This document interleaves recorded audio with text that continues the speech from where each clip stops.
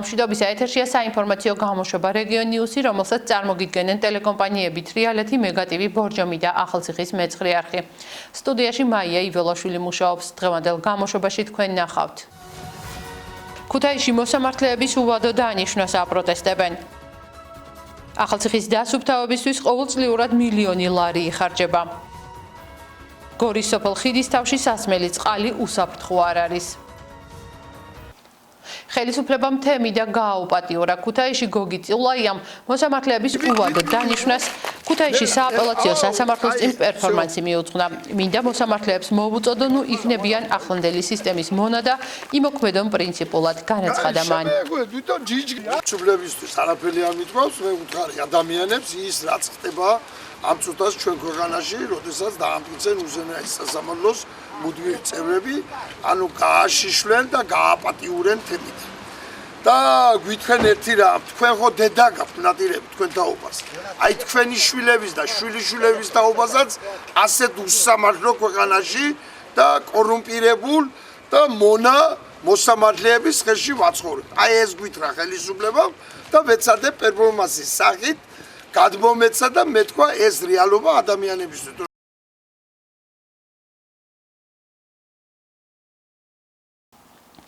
გორის მუნიციპალიტეტის სოფელ ხიდისთავში მოსახლეობას სასმელად ვარგისი წყალი არ მიეწოდება. ლაბორატორიული ანალიზის შედეგად გაირკვა, რომ ეპიდემიოლოგიურად წყალი სუფთა არ არის. არადა ამ წყალს ძირითადად მოიხმარენ საბავშვო ბაღებსა და საჯარო სკოლებში. ადგილობრივი ხელისუფლება კი აცხადებს, რომ ნაგებობა ყოველდღიურად იქლორება და წყალი სასმელად ვარგისი და უსაფრთხოა. უფრო მეტი ნახეთ ტელეკომპანია თრიალეთის მიერ მომზადებული სიუჟეტიდან.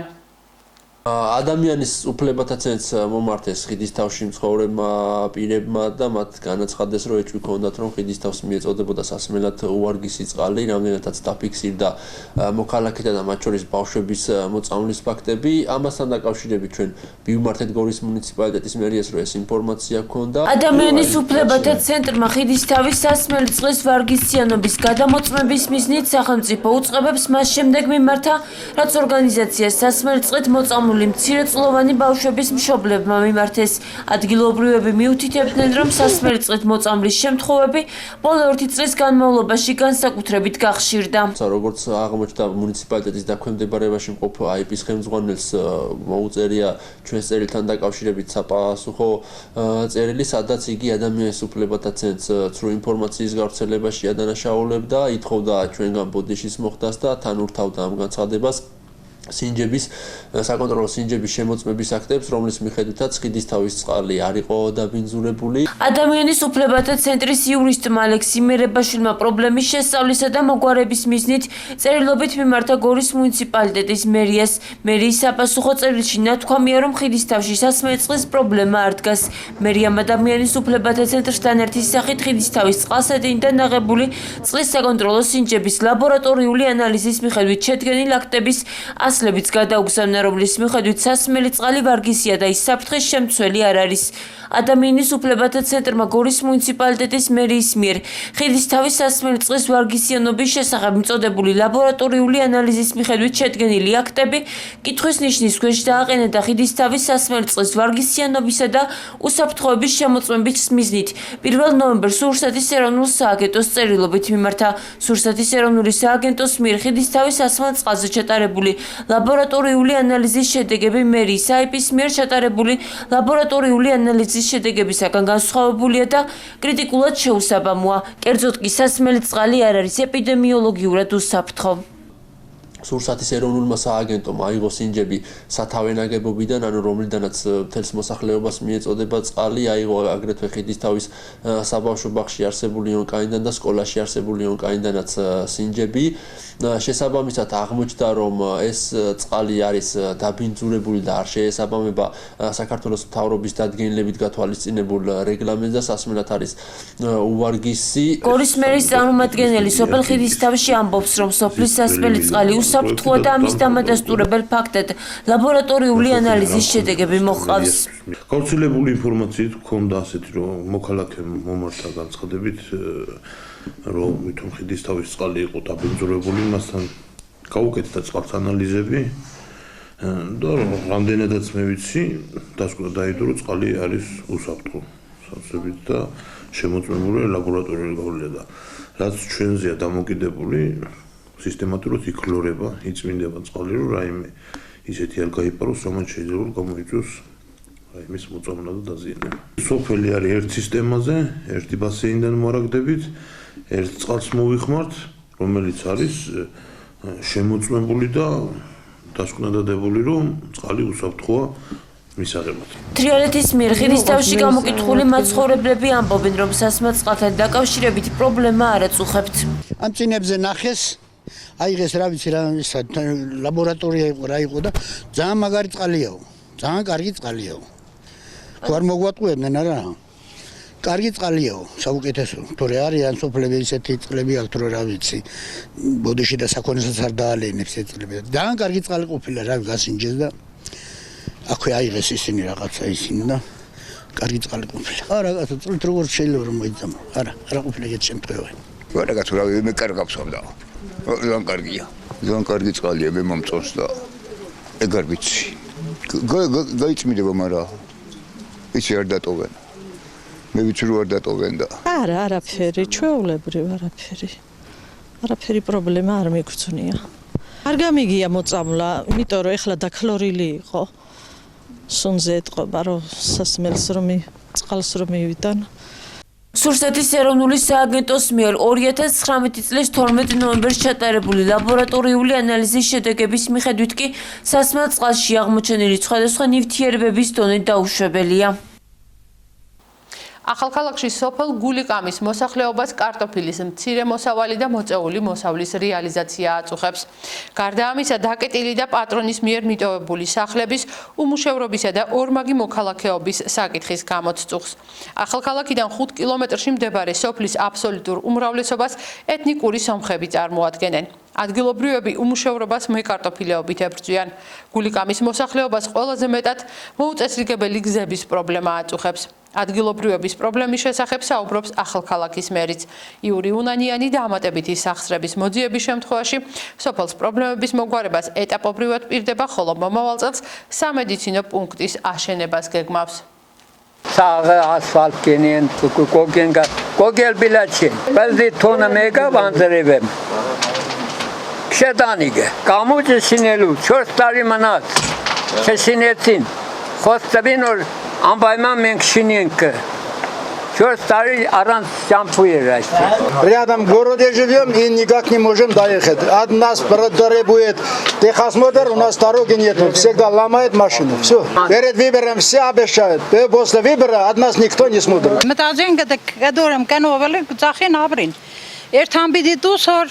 Դուս պիտի երթան որ փարա աշխատին դուս հնա գոր չկա ռեսները կանեսնին գեղին տղաքը չենա միջնակարգին ավարտե քնացել են գենանուն կային քնացե գեզատ կենենք դե փարա ջամփին փարա տնես չկա ելի կավրինք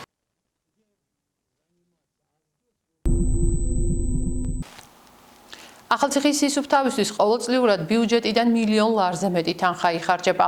მოსაკრებლის სახით კი თვეში მხოლოდ 15000 ლარამდე გროვდება. ახალციხის მერი განმარტავს, რომ სასუფთავის დაცვისა და მოსაკრებლის გადახდის შემთხვევაში გამოთავისუფლებული თანხა ქალაქის ინფრასტრუქტურულ პროექტებს მოხმარდება. მეცხრე არხის მიერ გამოკითხული მოსახლეობა ამბობს, რომ იხდის გადასახადს, ხოლო მეორე ნაწილს გადასახადის შესახებ საერთოდ არაფერი სმენია. უფრო ვრცლად ნახეთ ახალციხის მეცხრე არხის მიერ მომზადებული სიუჟეტი. ქმის არავინ არ ცდილობს სიგარეტი დააკროს და ჩიქ ჩააგდოს. ღრიანა ესე ზემოდან სიგარეტი იქნება, ბოთლი იქნება, სვენის ბოთლი, ყველაფერი ესეც უმსგავსობა მუქება. ამირან ბლუაშვილი მეხუთე წელია ახალციხის სასუფთავეს ესწრუნავს. 62 წლის მეეზოვე ქალაქის დასუფთავებას საღამოს 6 საათის შემდეგ სადგურიდან იწყებს და შოთა რუსთაველის ძეგლის მიმდებარე ტერიტორიასთან ასრულებს. თავარი პრობლემა მისთვის სახლებთან და მაღაზიებთან დატოვებული ნარჩენებია, რომელსაც მიუსაფარი ძაღლები და ქარი მთელ ქალაქში ფანდავს. ამბობს, რომ ყველაზე მეტად გულს დაუფასებლობა დგენს. ჯარიმების გამკაცრების შემთხვევაში კი მიაჩნია, რომ ახალციხე უფრო ევროპული ქალაქი გახდება. ჩვენ თუ თავს დებთ ევროპელობას, ევროპაში ეს ძალიან ყოფილა ძალიან დასაფასებელი საქმე. ძალიან გული შემთხვევაა, ყველაფერი ფსიქოლოგიურად ადამიანს ესანადგურებს. დაუფასებლობა. მაკონტროლებელი ორგანო რომელიც არის იქ მერიაში იმით უნდა იმუშაონ ამ მაღაზიებთან. მაგალითად მეტი წელი ესენს კარგად გვარიანებას აბინძურებენ ქალაქს. მოსახლეობასთან ჯარიმა უნდა ამირან ბლუაშვილის მსგავსად ქალაქის სისუფთავებზე კიდევ 50 მეეზოვია პასუხისმგებელი. მუნიციპალიტეტის მერიის ზედამხედველობის სამსახურში განმარტავენ, რომ ჯარიმის დაკისრება მხოლოდ სასამართლოს ძალით, ისიც იურიდიულ პირებთან დავის შემთხვევაშია შესაძლებელი. ფიზიკურ პირებზე არაფერი ჯარიმა არ არის, ეს საკანონმდებლო ბაზაში არაფერი არ არის ამასთან დაკავშირებით. ხოლო იურიდიულ პირებთან, რომლებთანაც ხელშეკრულებები ფორმდება, იმათზე არა ჯარიმა, მაგრამ ხელშეკრულების ვალდებულებების შეუსრულებლობაზე შეუძლია მუნიციპალიტეტს მიმართოს სასამართლოს. ახალციხის დასუფთავებისთვის მუნიციპალიტეტის ბიუჯეტიდან ყოველწლიურად მილიონ ლარზე მეტი იხარჯება. გამოკითხული ახალციხელების დიდი ნაწილი დასუფთავების მოსაკრებელს, რომელიც ერთ სულ მოსახლეზე თვეში 50 თეთრში ადგენს და მრავალწევრიანი ოჯახისთვის მაქსიმუმ 2 ლარია თითქმის არ იხდის. ნაწილს კი მოსაკრებლის შესახებ საერთოდ არაფერი სმენია. გადასახადი რასაც ქვია, რავი, ჩვენ ჯერჯერობით არ გადაგვიხდია და არ ვიცი, აზ არა ვარ მე. როგორც კი მომივიდა მე ეს ზუსტად დასუფთავებასთან დაკავშირებით გადასახადი, იმ დღიდან ვიცი რომ უნდა გადავიხადო მივაბი, ანუ ჩემს კომუნალურებს თვითონ მითხრეს როცა ქვით არის მომიტანეს, რომ 4-ზე უნდა გადიხადოთ და ჩვენ სახლში სამნი ვცხოვრობ. არ გადამიხდია, იმიტომ რომ სახლში ცოტანი ვარ. ბევრი არ არის 50 თეთრია მგონი სულზე. მარა რატო 50 თეთრიც აგერ სულ წამლებში ვარ, ისიც ფულია. ისე ვიხდით, ვიცი რომ გადასახდელი მაქვს რამდენი და ვიხდი. 5 სული ვარ და 2.5 ვარი ერთი თვეში გამოდის. გავიკითხე ფეიბოქსში ვერჩ გადავიხადე. ახალციხის მერი მთავარ მიღწევად უკანონო ნაგავსაყრელების გაუქმებას. მთავარ პრობლემად კი მოქალაქეთა დამოკიდებულებას მიიჩნევს. კანონის მიხედვით ურჩი მოქალაქეების დაჯარიმების ფაქტისთვის მტკიცებულებაა საჭირო, რაც მოქალაქეთა სანქცირებას ართულებს. ზაზა მელიქიძე ამბობს, რომ მოსაკრებლის გადახდისა და ქალაქის სისუფთავის დაცვის შემთხვევაში გამოთავისუფლებული თანხა ინფრასტრუქტურულ პროექტებს მოხმარდება. Საქციები კანონისფარგლებში არის და ეს უფლებამოვლენები აქვს როგორც საპატრულო პოლიციას, გარემოს ზედამხედველობის სამსახურს, ინსპექციას, ასევე მუნიციპალიტეტის ჩვენ ზედამხედველობას. ძალიან რთული ესეთი რომ ზუსტად დააფიქსირო ფაქტი და იმ დროს იქ აღმოჩნდე, როცა არჩევს აგდებს დაბინძურებს გარემოს. არის შემთხვევები, ჩვენ რამოდენიმე ესეთი გვაქვს და ჯარიმებიც არის ამაზე ამოწერილი. დასუფთავების მოსაკრებლის ის თანხა, რომელსაც კანონმორჩილი ფიზიკური და იურიდიული პირები იხდიან, თვეში საშუალოდ 15,000 ლარში ადგენს, რაც საჭირო თანხის დაახლოებით 10%-ია. საზოგადოებრივი ორგანიზაციები მიიჩნევენ, რომ მოქალაქეთა ცნობიერების ასამაღლებლად მნიშვნელოვანი სამუშაოა გასაწევი. მთავარი პრობლემა ამ მიმართულებით არის ის, რომ მოსახლეობას არ ესმის, რა ზიანი შეიძლება მოიტანოს პლასმასის ნარჩენმა და ძალიან აქტიური კამპანია გჭირდება ცნობიერების ასამაღლებელი. უნდა მივეჩვიოთ. თუმცა მე მაინც ვფიქრობ, რომ კანონმდებლობა თუ არ იყო ჩვენი ღვედის გადაჭერის მსგავსი, ჩვენთვის ცოტა რთულია ხოლმე ჩვენი ნებით რაღაცა კარგი საქმის კეთება. იმისათვის, რომ ახალციხე ევროპულ ქალაქად იქცეს, ამირან ბლუაშვილი ხელისუფლებას აზახური კანონის ამოქმედებას თავაზობს. საკუთარ აივანზეც ვერ მოწევს სიგარეტა, წვენს ვერ დალევ. კეთილი სახში შევიდეს, ან ჩამოვიდეს ეზოში და იქ სპეციალურად გამოყოფილი ადგილზე მოწევს სიგარეტი და ავიდეს უკან. თუ არა ხდება ის კამერების ხედულობის და ჯარიმებია ძალიან დიდი, რომელიც იქავრა პარლამენტს არ დაუჭირა მხარ და არ დაუკლო ჯარიმის რაოდენობა. ქალაქმშენებლობითი გეგმების შემუშავების შესახებ სურამის მეორე საჯარო სკოლაში სამუშაო შეხვედრა გაიმართა. შეხვედრას ინფრასტრუქტურის მინისტრის მოადგილე მზია გიორგობიანი და ადგილობრივი ხელისუფლების წარმომადგენლები ესწრებოდნენ. განაშენიანების გეგმების შემუშავებისას პრიორიტეტულად გასათვალისწინებელი საკითხები აღმოჩნდა საბავშვო კურორტის ფუნქციის აღორძინება, ბუნებრივი პირობებისა და მინერალური წყლების გონივრულად გამოყენება, ადმინისტრაციულ საზოგადოებრივი ცენტრის კომპლექსურად მოწესრიგება, არქიტექტურულ ესთეტიკური იერსახის გაუმჯობესება, ქაოსური სამშენებლო სამუშაოების წარმოების რისკის შემცირება, ებრაელთა უბნისა და სინაგოგის არსებული ვითარებისა და შესაძლებლობების ანალიზი, სურამის რკინიგზის სადგურის რეკონსტრუქცია, ეგრეთ წოდებული ბრაუნფილდის არსებული და მიტოვებული სამრეწველო ობიექტების პერსპექტივის განსაზღვრამდე ქალაქმშენებლობით გეგმებზე მუშაობა მომავალი წლის ბოლომდე დასრულდება. მთავარია თვითონ დოკუმენტი დაახლოებით 1 წლის შემდგომ იქნება მზად. ეს იქნება დოკუმენტი, რომელიც სრულად ასახავს სურამის ყველა პოტენციალს, განავითარებს სურამის ყველა შესაძლო სურამს ყველა შესაძლო მიმართულებით და ეს იქნება დოკუმენტი, რომლის გვერდისავლით ვერ მოხდება ვერც ერთი უკანონო მშენებლობა, ვერც ერთი ასე ვთქვათ, ვერც ერთი მიმართულებით ქალაქის და დაბის განვითარება, რომელიც არ იქნება გენგეგმასთან შესაბამისობაში. დღეს იყო პირველი საჯარო განხილვა, სადაც ადგილობრივი მოსახლეობა, როგორც ნახეთ, ძალიან აქტიურად ჩაერთო გენგეგმის შემუშავების პროცესში. ნამდვილად ძალიან სერიოზული გეგმები არსებობს ზოგადად სურამის პოტენციალის წარმოჩინებასთან დაკავშირებით. საკმაოდ ბევრი ინფრასტრუქტურული პროექტი უნდა განხორციელდეს სურამში და იმისათვის, რომ რეალურად ადგილობრივ მოსახლეზე მეტად აქცენტირებული სხვადასხვა ღონისძიებები განხორციელდეს, ამიტომ მიღებული იქნა გადაწყვეტილება, რომ ადგილობრივ ხელისუფლებასთან ერთად სწორი დაგეგმით განხორციელდეს სურამის გენგეგმა, რომელიც რეალურად მოაწესრიგებს და უფრო მეტად წარმოაჩენს სურამის პოტენციალს, რომელიც ამდენი წლის განმავლობაში ჰქონდა სურამს და დღეის მდგომარეობით რეალურად არ არის შენარჩუნებული. ან მეტნაკლებად არის შენარჩუნებული. მნიშვნელოვანი არის, რომ ყველას ინტერესი იყოს გათვალისწინებული, ამიტომ ძალიან მნიშვნელოვანი არის, რომ ადგილობრივი მოსახლეობა აქტიურად ჩაერთოს ყოველი ადგილის დაგეგმარების დროს, რომ მერე რეალურად დაიდოს ისეთი დოკუმენტი, რომელიც იქნება სიცოცხლისუნარიანი და უკვე შესაძლებლობა გქონდეს როგორც ცენტრალურ ხელისუფლებას, ისე ადგილობრივ ხელისუფლებას, რომ უკვე რეალურად იქ გამოკვეთილი გენგეგმით შექმნილი სხვადასხვა ობიექტების სრული რეაბილიტაცია ან ახალი მშენებლობები განხორციელდეს. ხელშეკრულება გაფორმდა შპს ურბანიკასა და ინფრასტრუქტურის სამინისტროს შორის, რომელიც გულისხმობს სურამის ქალაქმშენებლობის დოკუმენტაციის დამუშავებას. თვითონ ეს პროექტი დაყოფილია 4 ეტაპად და პირველი ეტაპი არის გენგეგმისთვის წინასაპროექტო კვლევის მოძიება და ძირითადი ხედვების ჩამოყალიბება.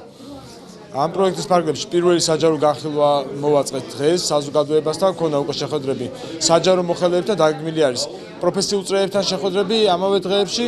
პარალელურად მიმდინარეობს კვლევით სამუშაოები მთელი სურამის მასშტაბით, ახალი ტოპოგრაფია მზადდება, ახალი აეროპორტი გადაღება და პლუს დაახლოებით 20 ახალგაზრდა, ზოგი თბილისიდან ჩამოსული, ზოგი ადგილობრივი მოსახლე გვეხმარებიან იმაში, რომ ავწეროთ სრულად მთელი სურამი, განაშენიანება, ფუნქციების, მდგრადობის, შეუსაბამობის და სართულების და ასე შემდეგ. რაც საბოლოო ჯამში მოგცემს კარგ საყრდენ ბაზას, საყრდენ რუკას, საიდანაც შეგვეძლება უკვე საპროექტო სამუშაოებზე გადასვლა.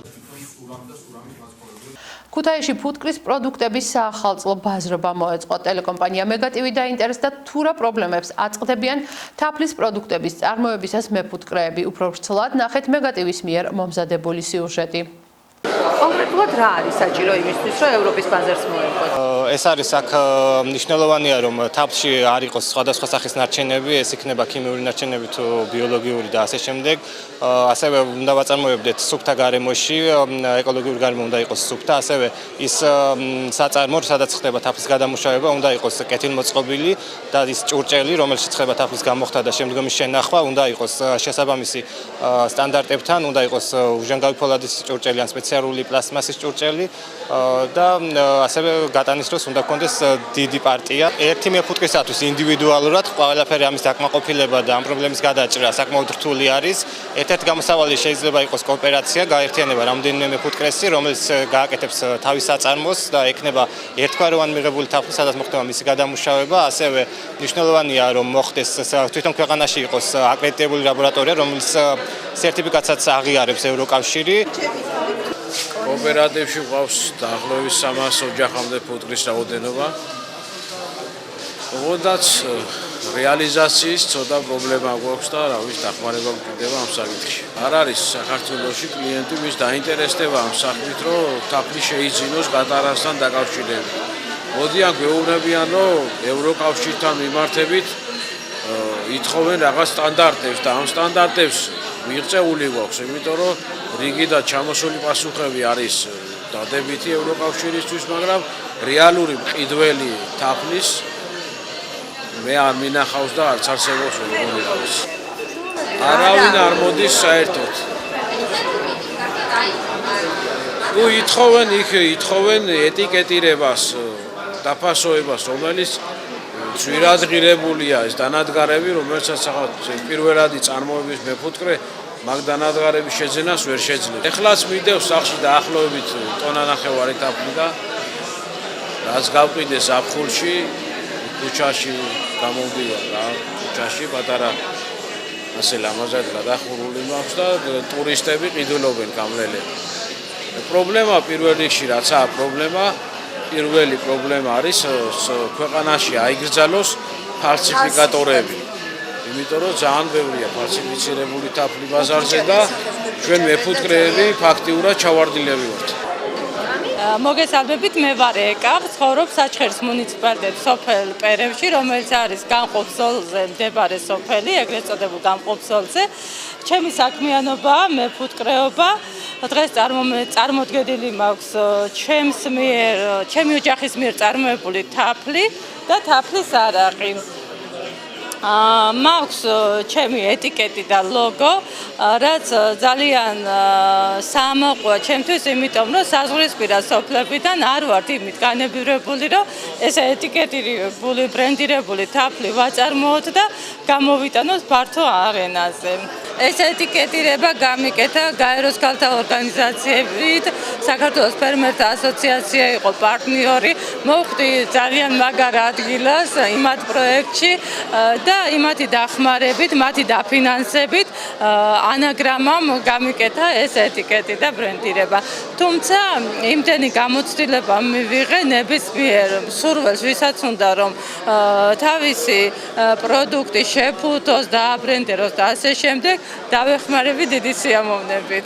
ასურჩებთ იმ მეწარმეებს, ვისაც ზუსტად აი ესეთი დახმარებები ჭირდება. რაც შეიძლება ჩაერთონ პროექტებში, შეთავაზებულ გრანტებში. დღეს მეღვინეობა და ტურიზმი ისე კარგად არის დაკავშირებული ერთმანეთთან, თუ ამ კუთხით წავა მეფუტკრეობა და აგროტურიზმი, დამერწმუნეთ რომ ძალიან მომგებიანი იქნება მეწარმეებისთვისაც და ქვეყნის მომავლისთვისაც. შემდგარი მეფუტკრეებისთვის ყველაზე დიდ პრობლემას ის წარმოადგენს, რომ ესე იგი ბაზრის პრობლემა არის საერთოდ ყველა მეფუტკრეში. მე მაგალითად ასეთი მთხოვეს რომ ლეჩხუმში გამეგო თუ რამდენი რაოდენობის თაფლი არის. და ჩემი მონაცემებით შევაგროვე მონაცემები სახელი გვარები მოსახლეობაში, მოვიძიე ინფორმაცია 70 ტონა თაფლი აწვია ლეჩხუმში. და ბაზარს ვერ პოულობს ხალხი და უჭირთ თაფლის გასაღება. და ესა მათი ყველაზე მეტი დიდი პრობლემა. და თუ თაფლის ბაზარი იქნება, გასაღება იქნება, ამ შემდგარ მეფუტკრეები თავიანთავს თვითონ დააფინანსებენ, უფრო მეტს გაამრავლებენ და უფრო მეტი წარმატებულები იქნებიან. ზოგიერთი იმასაც ამბობს, რომ თუ ვერ გავყიდე, ვერ გავასაღე, მე რაღაც მინდა ფუტკარი. ეს ძალიან დასწევს ქართულ მეფუტკრეობას უკან. ასეთი ფიქრი. ამიტომ ყველამ თითეულმა უნდა იზრუნოს ბაზრის მოპოვებაზე. სახელმწიფოებიდან კომპლექსური დახმარება უფრო საჭირო არის, ვიდრე აი რაღაცა დროებითი და ერთჯერადი დახმარებები. იმიტომ ეს კომპლექსური არის ფაქტიურად ეს მეურნეობა და ჭირდება განვითარება დროთა განმავლობაში. ერთი და ორი დღის ამბავი არ არის, თავარია რომ იყოს ყარი მხარდაჭერა ამ მეფუტკრეებისთვის საჭირო. პროდუქცია არის, მაგრამ თავარია ხარისხის დადგენა, რომელიც ლაბორატორიები ხელმისაწვდომობა არ გვაქვს ამ წუთში ლაბორატორიებზე, რომ ჩვენი თაფლი შემდეგ ევროპაში, ან შემდეგ საზღვარგარეთ რო გავიტანოთ. და მეფუტკრე ვარ ფაქტიურად რაღაცა 15-12 წელია დაახლოებით ამ ფარგლებში. როცა სერიოზულად მოვუკიდე საქმეს ხელი. მთელი რიგი პროგრამები, როგორც გითხარით, არის სახელმწიფოს მიერ განხორციელებული და მიმდინარეობს პროგრამების განხორციელება, ისეთი პროგრამები, როგორც ვთქვათ, შეღავათიანი აგროკრედიტის სადაც შეუძლიათ გარკვეული დაფინანსება მიიღოთ. სასოფლო-სამეურნეო კოოპერატივების მხარდაჭერის სახელმწიფო პროგრამა, ეხლაც მიმდინარე პროგრამა, იმ კომპონენტში ზუსტად არის ჩადებული ესეთი პირობა, მაგალითად ბრენდირების კომპონენტი, სადაც ზუსტად ხელს უწყობთ კოოპერატივებს ლოგოს დამზადება, ეტიკეტირების დამზადება. ნაკლებობა ხომ არ არის, იმიტომ რომ ხომ ამობენ ეს ადამიანები, რომ არ ვიცით გრანტების შესახებ, როგორ აწვდით ინფორმაციას. ყველა მუნიციპალიტეტში საერთაშორისო ორგანიზაცია მუშაობს, გარდა ამის არის ეკვერდები, საინფორმაციო საშუალებები, ტელევიზიები, ყველა მუნიციპალიტეტში სოფლის მეურნეობის სამინისტროს ყავს საინფორმაციო საკონსულტაციო მომსახურების ცენტრები. ძალიან არ უნდა გინდოდეს ინფორმაციის არ მიიღება, რომ თქვა რაღაც დონეზე ვერ მიიღო ეს ინფორმაცია. სამინისტროს გააჩნია CPR სოფლის მეურნეობის ლაბორატორია, რომელსაც აქვს თავისი ფილიალები რეგიონების ჭრილში, მათ შორის ქუთაისშიც. შესაბამისად, იქ ხდება გარკვეული აღჭურვილობების შეძენა, რომელიც უზურელთხოვს ევროკავშირის მოთხოვნის შესაბამისად. ეხლა მიდის გარკვეული პროცედურების ვალიდაცია, აკრედიტაცია. შესაბამისად, მე ამ წუთში ზუსტად ვერ გეტყვით. ამ დონეზე იქნება ლაბორატორია იმერეთში თუ არა, ძირითადი კომპონენტები ალბათ მაინც თბილისის ცენტრი, იმიტომ რომ ეს საკმაოდ ძვირადღირებული აღჭურვილობებია, თუმცა შესაძლებელია გარკვეული პროცედურები ადგილობრივ მუნიციპალურ ლაბორატორიებშიც, მათ ფილიალებში ჩატარდეს. 2019 წლის ეროვნული გამოცდების საუკეთესო შედეგების მქონე სტუდენტებს გორის მერიისგან ფულადი ჯილდო გადაეცათ. მუნიციპალიტეტის კერძო და საჯარო სკოლების კურსდამთავრებული 26 წარმატებული ახალგაზრდა ადგილობრივი ხელისუფლების წარმომადგენლებმა დააჯილდოვეს. ინიციატივა, რომელიც მიზნად ისახავს მოსწავლე ახალგაზრდებში სწავლის მოტივაციის ამაღლებას, მათ წახალისებასა და განათლების ხელშეწყობას, ადგილობრივ დონეზე მეხუთე წელია ხორციელდება. ახალგაზრდების დაჯილდოებისთვის თანხა, რომელიც 13,000 ლარს შეადგენს, განათლების ხელშეწყობისა და თანადაფინანსების მუნიციპალური პროგრამიდან გამოიყო.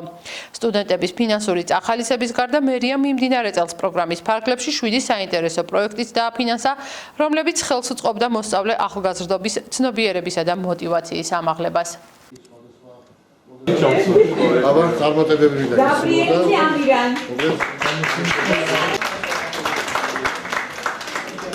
თბილისის თავისუფალი უნივერსიტეტი.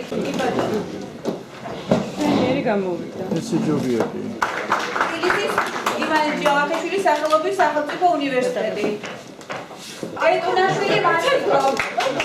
მეცხრე საჯარო სკოლა. თბილისის თავისუფალი უნივერსიტეტი. ჯავახიშვილის სახელმწიფო უნივერსიტეტი. თბილისის თავისუფალი უნივერსიტეტი ღირსი მამა გიორგი.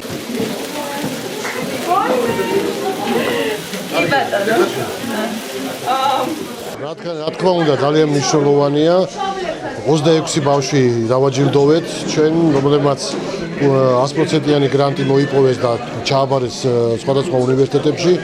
ამიტომ ეს არის ჩვენი მუნიციპალიტეტის ძალიან დიდი წარმატება, რომ ასეთი კარგი ბავშვები ვყავს. იცით, რომ ჩვენ ორიენტირებული ვართ განათლებაზე, ამიტომაც ყველა თითო ბავშვი, რომელიც კი ჩვენ წარმატებული ვყავს, მათი ისინი არიან ჩვენი მომავალი, რომლის ხლებზეც უნდა გადაიაროს აი ამ ჩვენმა ქვეყანამ და ეს არის ჩვენთვის ძალიან დიდი, ისინი მიიღებენ კიდევ უფრო დიდ ცოდნას უნივერსიტეტებში, დარწმუნებული ვარ, რომ ამ ცოდნას ისინი როგორც ჩვენ სამშობლოს, ასევე ჩვენ ქალაქს გამოაყენებთ.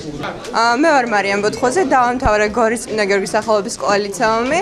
ამჟამად სწავლობ AIST-ში, ეკონომიკის საერთაშორისო სკოლაში, რომელიც მიეკუთვნება არის ჯავახიშვილის უნივერსიტეტის ერთ-ერთი სკოლა და ყველაზე მეტად რაც მომწონს არის ის მხარდაჭერა, რაც ჩვენი მერიისგან მოდის, იმიტომ რომ უამრავი ბავშვი ვნახე, სხვადასხვა ქალაქები და რომლებსაც არანაირი მხარდაჭერა არ მიუღიათ მერიისგან და ის რომ ჩვენი მერია გვერდში გვიდგას და თუნდაც იმას რომ ის 100%-იანი გრანტი ავიღეთ, ასე გვახალისებენ ამისათვის და მხარს გვიჭერენ, ჩვენთვის ძალიან დიდი მნიშვნელობა აქვს, იმიტომ რომ შეიძლება პატარა რაღაც იყოს საჩუქარი, მაგრამ მაინც მე ამაყება ის რომ ვიღაცას ვაინტერესებთ და უბრალოდ არ ვარსებობთ რაღაც და ჩვენი მერია ჩვენზე ნამდვილად ზრუნავს.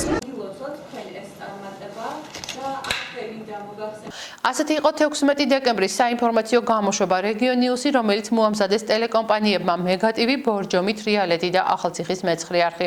სტუდიაში მაია იველაშვილი მუშაობდა, მე ხვალამდე კეთილის სურვილებით, გამშვიდობებით, ნახვამდის.